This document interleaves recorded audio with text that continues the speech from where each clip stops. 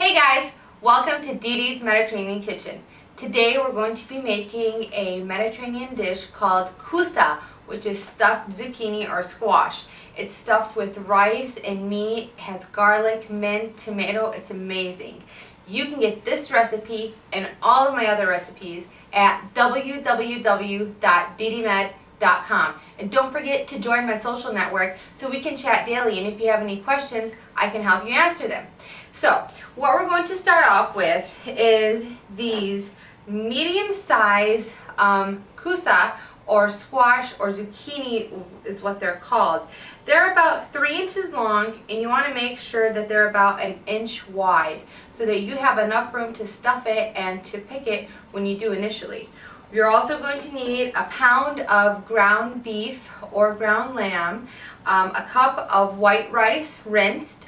You're going to need about 3 teaspoons of minced garlic, a teaspoon of dried mint, and a 20-ounce can of tomato sauce that we're going to add some water to, and it's going to be a broth that we're going to cook it in.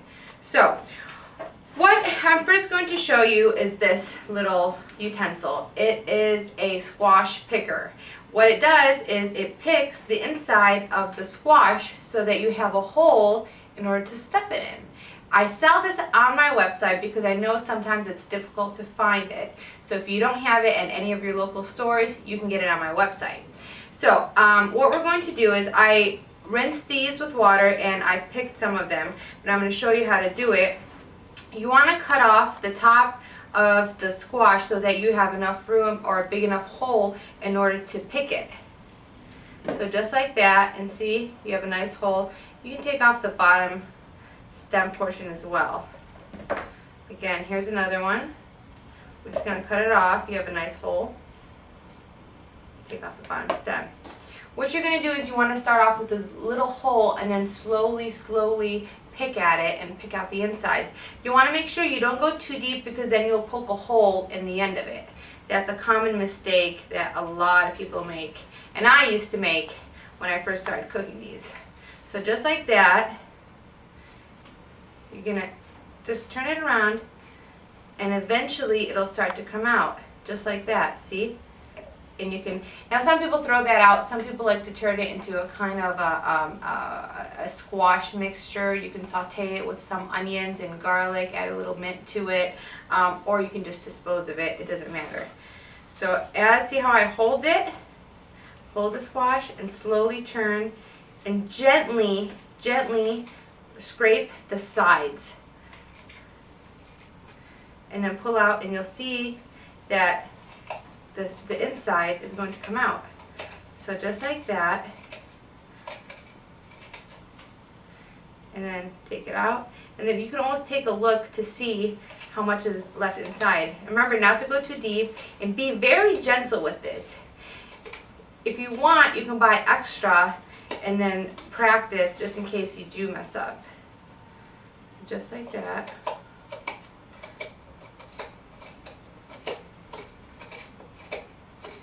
After a while, you'll get really professional at it and it'll go much faster. So just like that, I picked it. I left a nice outer layer, and we're going to stuff the inside. I'm going to do one more to show you, and then we're going to work up the stuffing. So just like that, form a little hole and take it out. See, you have your basis, and then we're going to gently start turning and scraping the sides. You want to keep this hand still and use this hand to move it. So see, just like that. Oh, see, I went too deep and I poked a hole. It's okay, we can save it, not a big deal.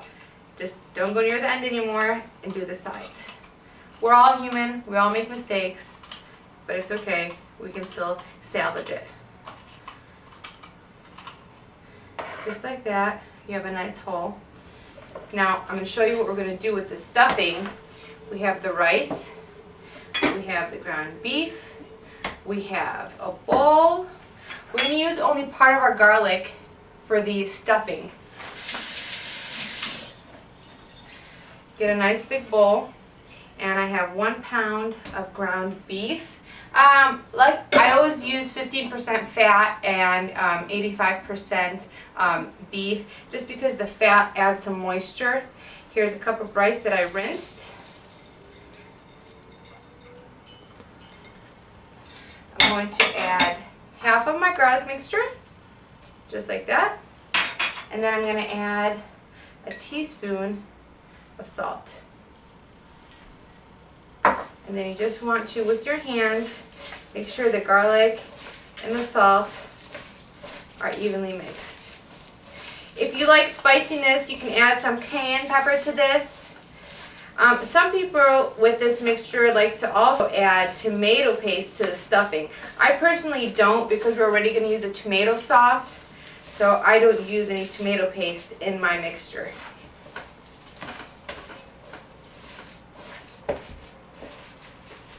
I'm going to add some black pepper.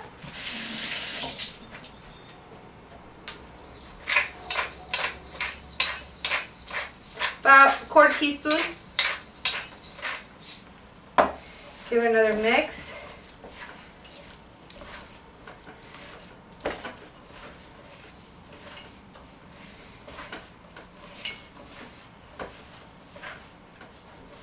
See, and you have this nice beef and rice mixture.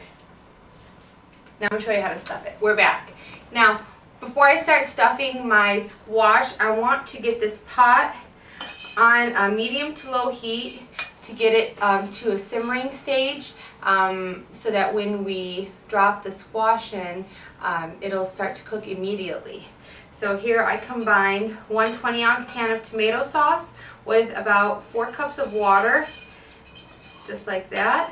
I'm going to add a half teaspoon of salt to it. You always want to flavor your sauce or your broth. And I'm going to put it on the heat. I have a lid as well, because we're going to cover it up after we add the squash to it. Put it on medium to low heat. And then we're going to start stuffing our squash. I'm going to bring some over here. I'll show you guys how to stuff it. What we do is you want to grab some of it. Now, you don't want to overstuff your squash, because you want to leave enough room for the rice to expand. So you don't want to completely pack it in, but you want to lightly, with your fingers, work it in there.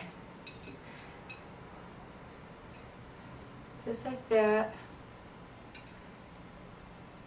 I would say each squash takes about 2 to 3 tablespoons of the rice mixture. Depends again on the size. See, I'm not totally compressing it. I'm just slowly working it in. You don't want empty squash, but at the same time, you want to leave enough room. So just like that, leave a little bit of space between the end of it. My finger, make sure it's nicely in there. And I'm going to do another one. See, this one's bigger. So this one will probably take 3 tablespoons to stuff it in. And just continue to do this. Now, if you want to make this a vegetarian dish, you can use the rice with some tomato puree or tomato paste. Add some parsley, some onions and garlic to it, and you can make it a vegetarian dish as well. I personally like the beef. I grew up with this. My mother used to always make this for us. Just like that. We'll do one more, and then I'm going to finish them off and show you how to get it all into the broth mixture. You can see that our tomato sauce is simmering. I'm going to add the rest of the garlic to it and the mint. Just like that. Give it a stir. You can immediately smell the garlic and the mint. And then what we're going to do is we're going to turn it on to low, and we're going to drop in, be careful not to burn yourself, the kusa, or the stuffed squash. Just like that.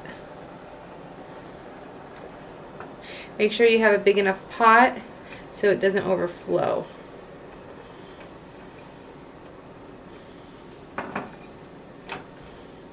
This is great during the winter time when it's really cold outside It's a great dish. So we have them all in here, and we're going to cover them and let it cook on low heat, medium low heat, for about 30 minutes. You can check in on it and cook it for another 10 minutes, and then I'll show you what it is when it's done. Our stuffed squash cook for about 35 to 45 minutes. It all depends on your oven. Most of the time it's about 40 to 45 minutes. And there we go. Look at that. They're so pretty. And see, they didn't fall apart. And you can see that, see the rice mixture? It's like starting to come out because the rice expanded while it's cooking. So I like serving it in a bowl with some broth. You can serve it with some pita chips. And the broth tastes so good because it has the garlic and the mint in it. So it's a flavorful broth as well.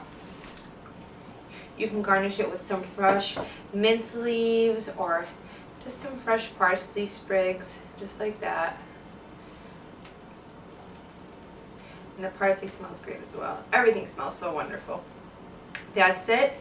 It's a wonderful dish. It's very soothing. It's very healthy. It's very enjoyable and relaxing when you just want to sit at home and have a nice warm meal.